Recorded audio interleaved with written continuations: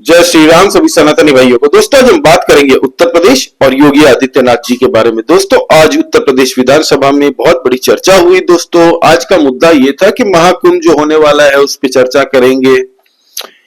फिर ऑपोजिशन ने कहा कि नहीं, संभल पे चर्चा होनी चाहिए पहले। तो संभल पे जब आप चर्चा करना ही चाहते हो, योगी आदित्यनाथ जी की पीठ पे जाके बैटिंग करना चाहते हो, तो फिर आपको फिर सारे तथ्य के साथ में जवाब तो मिलना ही है।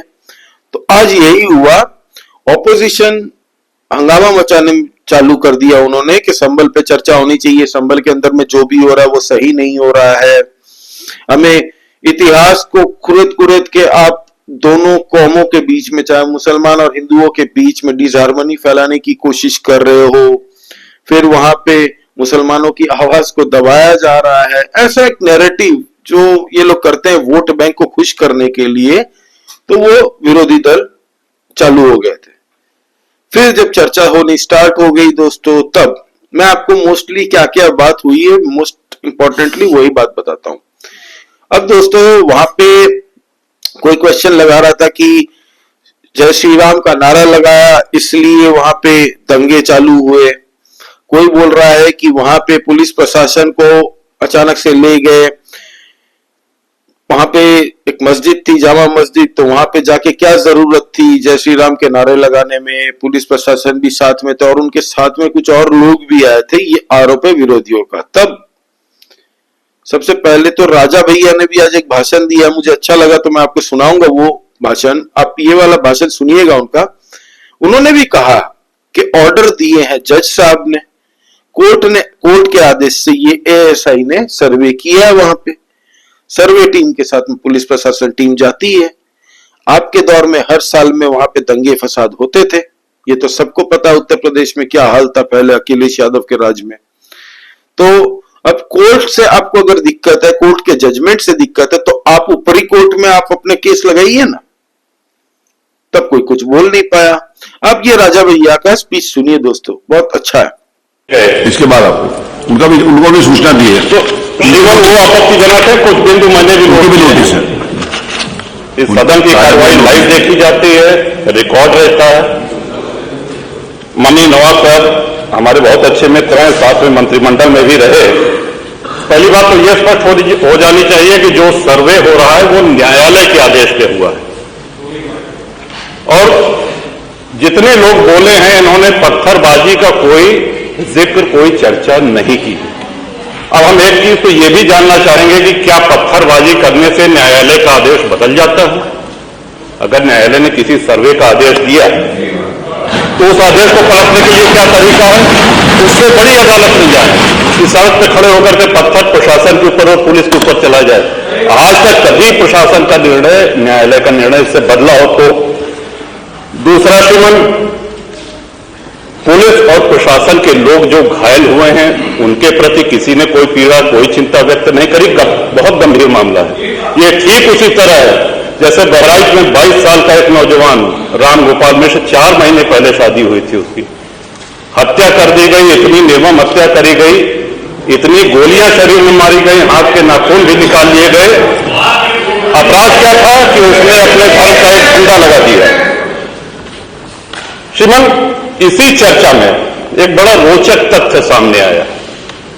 मनी नवाब साहब ने कहा कि कुंडरकी में लूट हुई है, लूट करके, वोट लूट करके ये विधायक बन गए, वरना कुंडरकी में 65% मुसलमान है, 35% हिंदू है, तो रामवीर सिंह कैसे जीत जाता? ये कार्रवाई है हमारा। तो मनोहर, एक सवाल हम ये भी करना चाहते हैं कि जिन विधानसभाओं में मुस्लिम मतदाता की संख्या हिंदू से कम है, क्या वो लूट करके विधायक बन के आते हैं? या क्या हिंदू बाहुल्य जो विधानसभाएं हैं वो मुसलमान को वोट नहीं देती? इस हिसाब से तो यही लगता है कि सबसे बड़ा आश्चर्य धरती का यही हो गया कि जब 65। तो आपने सुना दोस्तों कैसे राजा भैया ने विरोधियों को जवाब देते हुए ये कह दिया कि आपको अगर दिक्कत है कोर्ट में जाओ ना भाई, दंगे फसाद कैसे करते हो आप? और आप दंगे फसाद को ये एक्सक्यूज कैसे मान लेते हो कि सामने वाले ने भड़काया तभी वो पत्थरबाजी करने का हक किसी को नहीं है। दंगे फसाद करने का हक किसी को नहीं है। फिर आए हमारे बाबा जी योगी आदित्यनाथ जी। योगी आदित्यनाथ जी ने तो धागे खोल दिए। उन्होंने बताया कि पहले क्या हुआ करता था। उन्होंने कहा कि 1976 में शिया और सुन्नी के बीच में बहुत बड़ा वहां पे कलेश होता था दोस्तों। आपसी गुट में मुठभेड़ होती थी, वहां पे वायलेंस होती थी बहुत खतरनाक। ठीक है, क्यों होती थी? तो जामा मस्जिद को कब्जा लेके, जामा मस्जिद का कब्जे को लेके ये होता रहता था, और ये रिकॉर्डेड है दोस्तों, इसको कोई भी नहीं झुठला सकता। और ये सब मोस्टली अखिलेश यादव के टाइम में, उनके पिताजी के टाइम में, मतलब समाजवादी पार्टी के टाइम में ही ये सब वायलेंस रेगुलर होते थे, रेगुलरली उत्तर प्रदेश के कोने कोने में दोस्तों, आपसी समुदाय में ये डिसहार्मनी फैलाने का काम होता था। अब दोस्तों, जिन्होंने कहा था कि श्री राम जी के नारे, जय श्री राम के नारे से उनको भड़काया गया भीड़ को, तब योगी आदित्यनाथ जी ने कहा कि भाई जय श्री राम के नारे से किसको दिक्कत हो सकती है, पहले ये बताओ। अगर किसी को दिक्कत है तो वो उसका पर्सनल दिक्कत है, उसकी मानसिकता दिखाता है, उसको दिक्कत हो रही है, तो मैं अपना जय श्री राम का नारा बंद क्यों करूंगा? जय श्री राम ही तो कहा है ना, ये तो हमारा कल्चर है, हमारा देश की संस्कृति है। जय श्री राम, हर हर महादेव, राधे राधे। तो इससे किसी को दिक्कत होगी ये देख के थोड़ी मैं अपना नारे बंद कर दूंगा। अगर कल को मुझे अल्लाहू अकबर के नारे से दिक्कत है तो वो लोग क्या अल्लाहू अकबर के नारे बंद कर देंगे? ये योगी आदित्यनाथ जी ने कहा। तो आप ये योगी आदित्यनाथ जी की ये वाली बाइट सुनिए दोस्तों, मजा आ जाएगा। महोदय, जो बात यहां पर माननीय सदस्य से इकबाल महबूब ने संबल के बारे में लिखा, माननीय सदस्य कुंवर रघुनाथ प्रताप सिंह जी ने यह बात बहुत स्पष्ट की कि हम तथ्यों को छुपा करके कब तक जनता को गुमराह करेंगे। हर व्यक्ति जानता है कि माननीय न्यायालय के आदेश पे सर्वे का कार्य हो रहा था, और सर्वे हो रहा था। दूसरा, मैं आपसे पूछना चाहता हूं, आप पश्चिम में जाएंगे, पता नहीं आप कैसे हैं, आपके पूर्वज भी हो सकता है, और पश्चिम उत्तर प्रदेश के हमारे सभी लोग अपने सामान्य संबोधन में राम राम ही कहते हैं। तो जय श्री राम कहां से सांप्रदायिक संबोधन हो गया? कहां से सांप्रदायिक संबोधन हो गया? हमारे यहां हम जपते हैं, राम ही राम बोलते हैं, मिलते हैं, राम राम का संबोधन होता है, और अंतिम यात्रा में विदा करते हैं तब भी राम नाम सत्य है ही बोलते हैं। राम के बगैर तो हमारा कोई काम ही नहीं है। और अगर जय श्री राम किसी ने बोली दिया तो उसमें उत्तेजना का मतलब, ये नियत आप समझ सकते हैं उस नियत को। ये चढ़ाने वाला नहीं है, ये चढ़ाने वाला नहीं है, ये चढ़ाने वाला नहीं है। एक दूसरा, आपने कुंदर्ती की जीत को वोट की लूट बताया। आप एक सदस्य का अपमान कर रहे हैं, आपके सदस्य की तो जमानत जब्त हो गई वहां पे। तो आपने सुना दोस्तों, योगी आदित्यनाथ जी बिना लाग लपेट के दोस्तों स्ट्रेट फॉरवर्ड बात करते हैं। उन्होंने कहा कि जब हिंदुओं का कोई फेस्टिवल होता है तब हिंदू आराम से मुस्लिम इलाके से भी अब जाते हैं, पहले नहीं जा सकते थे, क्योंकि पहले एक धारणा बनाई गई थी कि मुसलमानों का इलाका है वो हिंदुओं का इलाका है। आज उत्तर प्रदेश के अंदर में मुसलमानों को अपने ताजिया भी निकालने होते हैं, वो बिंदास निकालते हैं, बिना किसी डर के, बिना किसी खौफ के। वहां पे पुलिस सिक्योरिटी भी उनको प्रोवाइड कराई जाती है। हर्ष और उल्लास के साथ वो अपना फेस्टिवल मनाते हैं उत्तर प्रदेश के अंदर में भी, और हिंदुओं को भी प्रोटेक्शन दी जाती है, और वो लोग भी जय श्री राम के नारे लगाते हुए अपना फेस्टिवल मनाते हैं। जबरदस्ती का कुछ आइडियोलॉजी, कुछ ताकत ऐसा सोचती है कि इन दोनों कौमों के बीच में कभी एकता ना बने। यही योगी आदित्यनाथ जी का कहने का मतलब था। अब दोस्तों, जो वहां पे हनुमान जी का मंदिर मिला, हनुमान जी की मूर्ति मिली दोस्तों, शिवलिंग मिला दोस्तों, वहां पे 22 कुएं बंद करके ढके हुए। सोचिए आप, मंदिर के एरिया के अंदर में 22 कुओं से ढक दिया गया। ये वीडियो मैंने कल संभल पे एक वीडियो बनाया था, तब मैंने आपको दिखाया था कि कुएं की एक एक करके खुदाई हो रही है। जब कुछ हो जाएगा तब हम बताएंगे क्या क्या मिल रहा है उसमें से 3 मूर्तियां मिली, एक कुएं में से खुदाई हुई है। 22 कुएं वहां पे बंद करके रख दिए, ढक दिए हैं किसी ने। सोचिए। तो ये सब तो योगी आदित्यनाथ जी ने कहा, ये सब मैं अपने मन से तो नहीं बता रहा, और ना ही ओवरनाइट किसी ने रातों रात वहां पे ये मूर्तियां रख दी है ना। 400 साल से ज्यादा पुरानी मूर्ति बताई जा रही है। ये जो निकला है वहां पे शिवलिंग और हनुमान जी का, हनुमान दादा की जो मूर्ति निकली है, मंदिर मिला है जो, वो 400 साल से ज्यादा टाइम का बताया जा रहा है दोस्तों। अब इसको ढकने के लिए एक आर्टिफिशियल पत्थर से दीवार बनाई गई थी, जो कि तुड़वा के उसके बाद में प्रशासन को ये मिला, मंदिर मिला। 22 बंद कुएं मिले। अभी कुएं में भी खुदाई चल रही है कि क्या क्या और छुपाया गया है। और योगी आदित्यनाथ जी ने यह कहा है कि वहां पे मंदिर था। इसका उल्लेख बाबरनामा के अंदर में है। वो कॉन्टेक्स्ट रेफरेंस दे रहे हैं बाबरनामा का। पूरे विरोधी चुप वहां पे। अब ये छोटी सी बाइट सुनिए दोस्तों, योगी आदित्यनाथ जी की बहुत छोटी बाइट है, सुनिए। ये लगातार इस सिलसिला चलता रहा 1947 से लेकर के अब तक 209 हिंदुओं की निर्मम हत्या वहां हुई है संभल के अंदर। 209 हिंदुओं की। और एक भी बार किसी ने उन निर्दोष हिंदुओं के लिए कभी 2 शब्द नहीं कहे, उनके प्रति, उन परिवारों के प्रति संवेदना के शब्द नहीं कहे।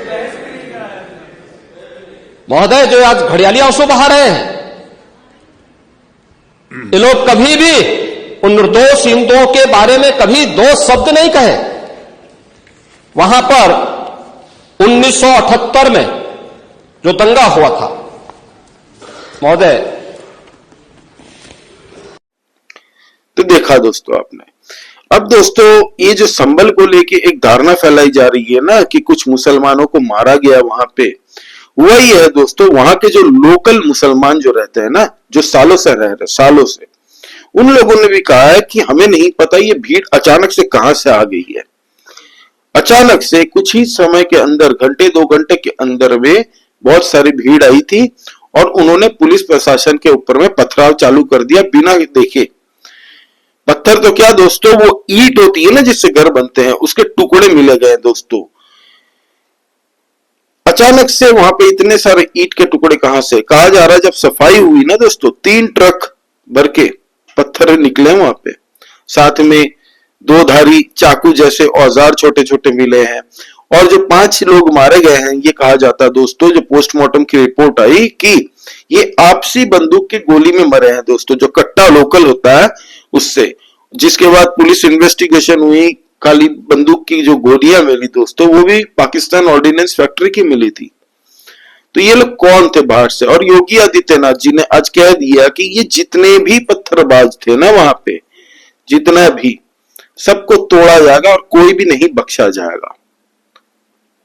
साथ ही साथ में उन्होंने ये आश्वस्त किया कि शांति हमेशा बनी रहनी चाहिए। ये कोर्ट का आदेश था कि वहां पे एक सर्वे होना चाहिए कि वहां पे मंदिर है कि मस्जिद है। जब मंदिर मिला, वहां पे भगवान निकल गए, अब तुम इसको कैसे छुपाओगे?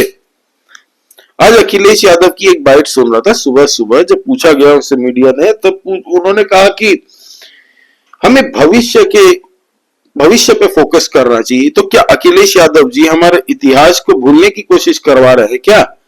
कुछ छुपाने की कोशिश करवा रहे हैं क्या अखिलेश यादव?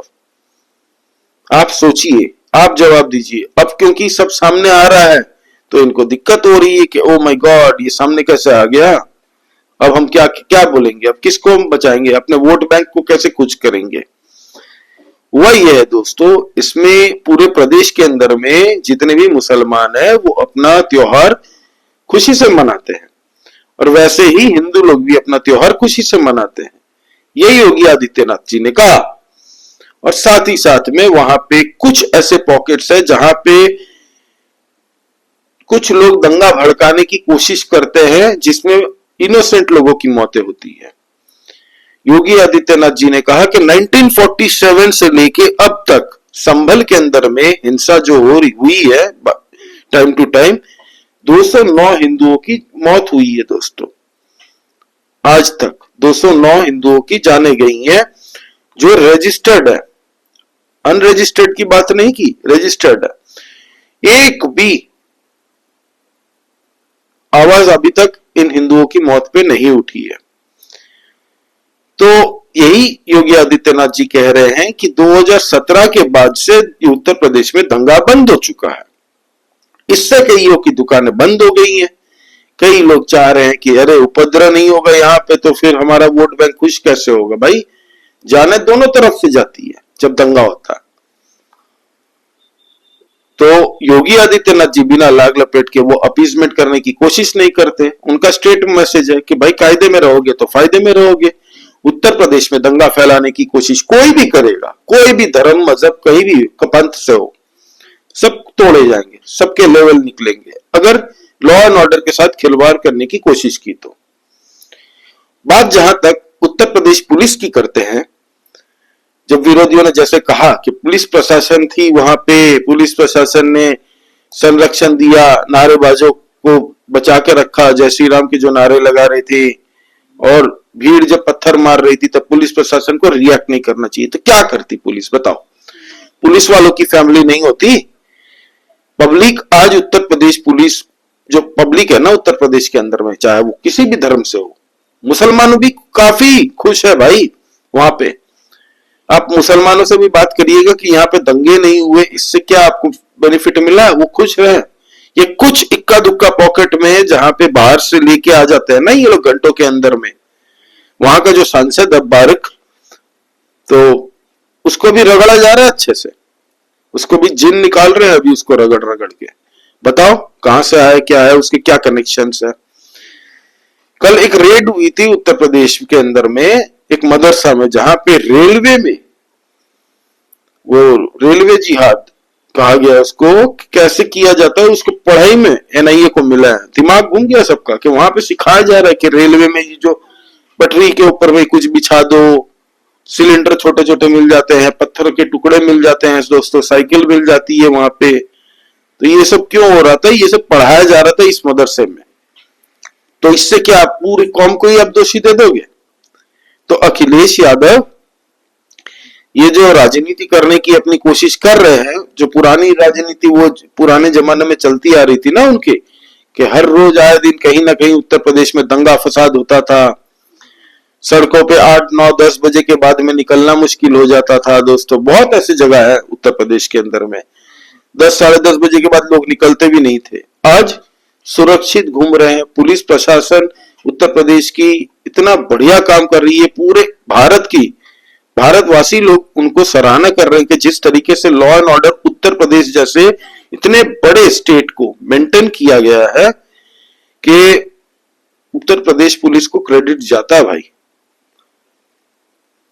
और उनकी भी फैमिली और लोग जब उत्तर प्रदेश पुलिस को अभी देखते हैं ना तो इज्जत बढ़ जाती है। और पुलिस प्रशासन भी जब काम करके सारा दिन आती है और पब्लिक जब उनको प्यार से इज्जत दे के बात करती है, देखती है और थैंक यू करती है ना, तो उनके अंदर भी वो खुशी का एक लहर होती है। भाई उनकी ह्यूमन राइट्स की कौन बात करता? कोई नहीं करता। बाबा जी करते हैं। आज उन्होंने वही कहा कि पुलिस प्रशासन अपना काम कर रही है, पुलिस प्रशासन चौड़ में काम कर रही है। तो उनको दिक्कत हो रहा है, जो पहले दंगाई करते थे, गुंडाई करते थे, दंगा फैलाने की कोशिश करते थे, आज वो नहीं कर पा रहे हैं, उनकी दुकानें चल नहीं रही है, इसलिए उनको पुलिस से दिक्कत है।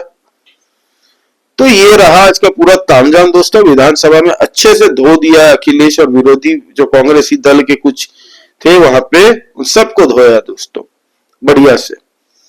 तो ये हुआ आज का दोस्तों। आपका इस बारे में क्या कहना है प्लीज कमेंट करके बताइए दोस्तों, और लाइक कीजिए इस वीडियो को। और दोस्तों प्लीज सब्सक्राइब करिए, नया चैनल है, हम लोग इंटरनल पॉलिटिक्स डिस्कस करते रहते हैं, चर्चा करते रहते हैं दोस्तों, और चर्चा जारी रहेगी। प्लीज सब्सक्राइब करिए भारी मात्रा में इस चैनल को, कमेंट करके बताइए आपका इस बारे में क्या कहना है। जय श्री राम सभी सनातनी भाइयों को, जय हिंद, वंदे मातरम।